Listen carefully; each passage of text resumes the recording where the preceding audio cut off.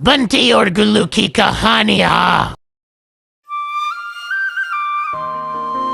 एक छोटे से गांव में फरियाल नाम की एक गरीब लड़की रहती थी।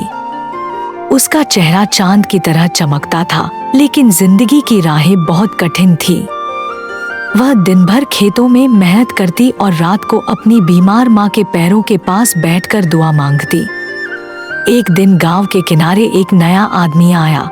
सब उसे फकीर बाबा कहते थे। वह बहुत बूढ़ा दिखता था, लंबी सफेद दाढ़ी, कमजोर सा शरीर और आंखों में एक अजीब सी रोशनी। लोग उसे पगला बाबा कहकर मजाक उड़ाते, मगर फरियाल हमेशा उसके साथ इज्जत से पेश आती। वह रोज उसे पानी देती और कभी कभी खाना भी। धीरे धीरे फकीर बाबा की बातों, खामोशियों और उसकी रहस्यमयी आंखों ने फरियाल के दिल में एक कोमल एहसास जगा दिया। ऐसा एहसास जो चेहरे से नहीं, दिल की गहराई से जुड़ता है। गांव वाले उसका मजाक उड़ाते, ताने देते, पर फरियाल की नजरों में यह बूढ़ा इंसान बहुत खास था। एक सर्द और तूफानी रात थी। आसमान में बादल गरज रहे थे और बारिश किसी टूटे हुए दिल की तरह बरस रही थी।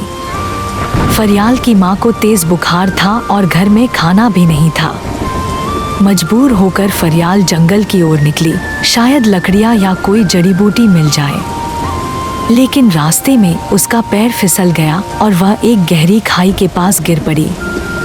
तभी अचानक एक कांपता हुआ हाथ उसकी कलाई पकड़ लेता है। वही बूढ़ा फकीर बाबा। उसने अपनी जान की परवाह किए बिना फरियाल को ऊपर खींचा, कंधे पर उठाया और भीगती बारिश में उसे गांव तक ले आया। रास्ते में जब फरियाल की आंख खुली, उसने फकीर की आंखों में देखा। वे आंखें किसी साधारण इंसान की नहीं थी। वो तो जैसे सदियों की मोहब्बत की गवाही दे रही थी। फकीर ने नरम स्वर में कहा, जान बचाने वाला सिर्फ महबूब नहीं होता, कभी कभी किस्मत भी शक्ल बदल कर आती है। उसी पल फरियाल का दिल धड़क उठा। उसे महसूस हुआ कि ये इंसान जितना बूढ़ा दिखता है, उसकी रूह उतनी ही सच्ची और जवां है।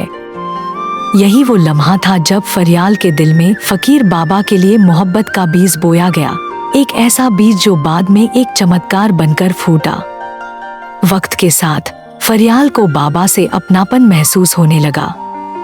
वो जानती थी कि यह प्यार दुनिया की नजरों में अजीब लग सकता है, लेकिन उसका दिल इस रिश्ते को मंजूर कर चुका था। बाबा की बातों में जैसे सदियों की कहानियां छुपी थी। एक दिन फरियाल ने खुद से कहा, अगर ये प्यार है तो मुझे उसकी उम्र, हालत या शक्ल से कोई फर्क नहीं पड़ता। अगली सुबह गांव में हलचल मच गई।